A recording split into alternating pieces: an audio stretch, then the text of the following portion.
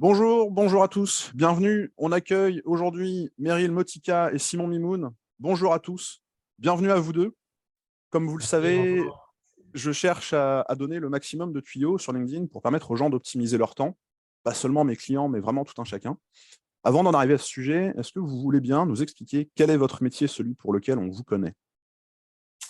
Alors merci, c'est une agence d'architecture d'intérieur. On est architecte, mais spécialisé en architecture d'intérieur. On conçoit des projets résidentiels, commerciaux, des bureaux. euh, Déjà, on a la et particularité de travailler en couple et on a la particularité de travailler sur un marché qui est plutôt haut de gamme. Et en fait, notre credo, c'est plutôt de dire que on imagine et on réalise des lieux singuliers et uniques à l'image de nos clients.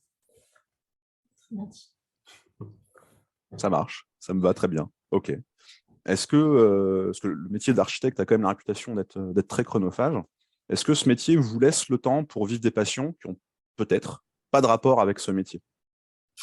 Alors, je dirais que, et je pense que c'est le cas pour nous et pour d'autres aussi, c'est vraiment un métier passion. C'est un métier qui demande énormément de temps et que si on n'est pas vraiment et honnêtement passionné par lui, c'est un métier qui effectivement pourrait devenir chronophage. Après, nous, c'est, comme on a dit, on est passionné par ce qu'on fait et en fait, on trouve de l'inspiration dans tout ce qui entoure notre métier et même quand on ne travaille pas. Quand on part en voyage, quand on va faire une activité, quand on va au restaurant, en fait, on va chercher à aller dans des lieux qui nous inspirent pour pouvoir un peu s'en inspirer et les retransposer dans nos projets. Donc, en soi, oui, après l'architecture, oui, ça peut laisser une place à d'autres passions. Mais qui est très c'est vrai prenante. qu'on trouve toujours le lien avec notre métier parce que en fait, en archi, on doit s'intéresser à plein de choses. Tout est bon à apprendre pour créer des nouveaux lieux. Ouais. Ouais, je comprends très bien. Ok, alors peut-être pour faire le lien entre les deux, quel serait votre secret ou votre méthode, votre approche pour bien gérer votre temps? Pas forcément pour faire le lien entre passion et métier, mais pour bien gérer votre temps dans votre métier et dans la manière dont vous allez chercher de l'inspiration et vous ressourcer pour être toujours d'attaque pour servir au mieux vos clients. Bah, déjà, le fait d'être deux, c'est que nous, on travaille ensemble et on vit ensemble. Donc, on en parle non-stop. C'est vraiment du 24 heures sur 24. Et ce serait peut-être même Et notre défaut, en vrai. ouais, c'est une qualité et c'est aussi un défaut parce que quand on doit s'arrêter, on sait pas s'arrêter.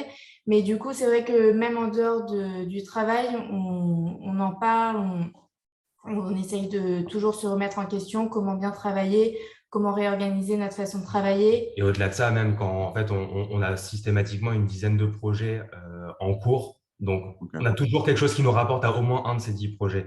Et Mm. vu qu'en plus on est pluridisciplinaire, c'est-à-dire qu'on n'a pas de, on s'est pas mis dans une case, on veut tout faire, peu importe les styles, vraiment notre métier, c'est de créer quelque chose à l'image du client. Chaque client est différent, chaque client est unique, il a son histoire qui le rend singulier.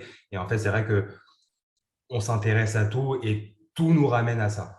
Mais après, on ne le voit pas du tout comme une contrainte, on le voit plutôt comme une chance de faire un métier qui nous passionne et qui ne nous donne même pas l'impression de travailler. Enfin, un peu quand même, mais… Oui, il y a un peu quand même, mais bon, du coup, on peut en parler aussi en dehors, quoi. Si on va au Ouais. restaurant, on peut en parler, Et sur c'est plus une contrainte. et sur l'optimisation du temps, on a aussi la chance, toujours la même chance d'être deux, d'être hyper complémentaires, de se faire 100% confiance.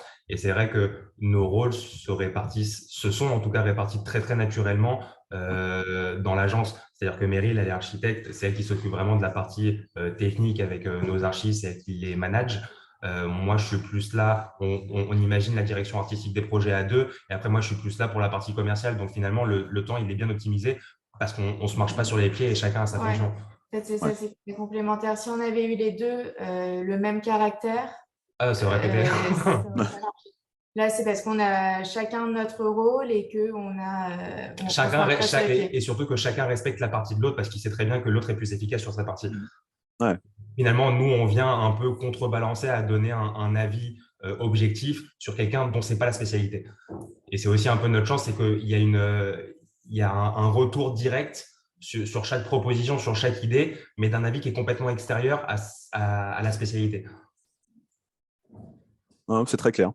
C'est une association qui marche et qui marche bien, donc c'est chouette. Ça fait plaisir.